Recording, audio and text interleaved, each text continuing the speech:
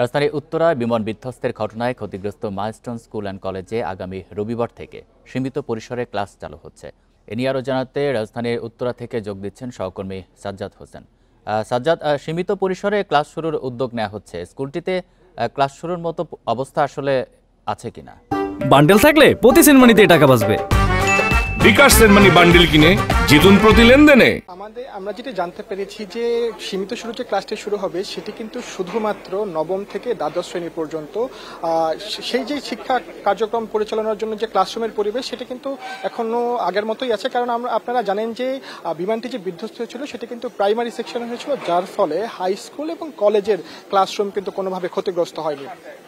এবং আমি যদি এখানে আপনাদের পরিবেশটি একটু জানিয়ে রেখে, আমরা কিন্তু সকাল থেকে এখানে অবস্থান করছি। সকাল দিকে কিছুটা বৃষ্টি থাকার কারণে কিন্তু এলাকাবাসী এবং উৎসুক জনতা কিন্তু এখানে ভিড় করতে পারেনি, কিন্তু বৃষ্টি থামার সাথে সাথে 10টা থেকে কিন্তু এখানে বিগত দিনগুলোর মতোই কিন্তু এলাকাবাসী এবং স্কুলের অন্যান্য শিক্ষার্থী সহ বিভিন্ন দূর দূরান্ত থেকে যে এই ঘটনাস্থল একটিবার দেখার জন্য কিন্তু সবাই ভিড় করছে।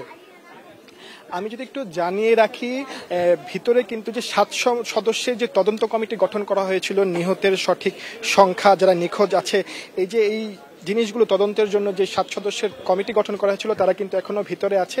এছাড়াও আমরা কিন্তু দেখেছি ধাপে ধাপে কিন্তু মাইলস্টোন স্কুল অ্যান্ড কলেজের বিভিন্ন শিক্ষক শিক্ষিকা সহ কর্তৃপক্ষের অন্যান্য সদস্যরা কিন্তু স্কুল প্রাঙ্গণে প্রবেশ করেছে। এখানে আমরা কিছুক্ষণ আগে দেখতে পেরেছি যে নিখোঁজ পরিবারগুলো রয়েছে তাদের মধ্যে একটি পরিবার কিন্তু এখানে এসেছে এবং এসে কিন্তু তারা গেটের সামনে অনেক কান্নাকাটি করেছে যে তারা কিন্তু এই যে তাদের জন্য যে নিখোঁজের যে এখন পর্যন্ত কিন্তু তারা কিন্তু তাদের সেই মরদেহটি কিন্তু তাদের সন্তানের মরদেহটি পায়নি এবং এর জন্য কিন্তু তারা ডিএনএ টেস্ট করতে দিয়েছে। এই যে ডিএনএ টেস্ট করার পর যে 7টি দিন তাদের অপেক্ষা করতে হচ্ছে, এই বিষয়ে কিন্তু তারা শিক্ষক এবং কর্তৃপক্ষের সাথে কথা বলতে এসেছে। এই ছিল আমার কাছে রাজধানীর মাইলস্টোন থেকে সর্বশেষ তথ্য। উত্তর থেকে জানাচ্ছেন সহকর্মী সাজ্জাদ হোসেন।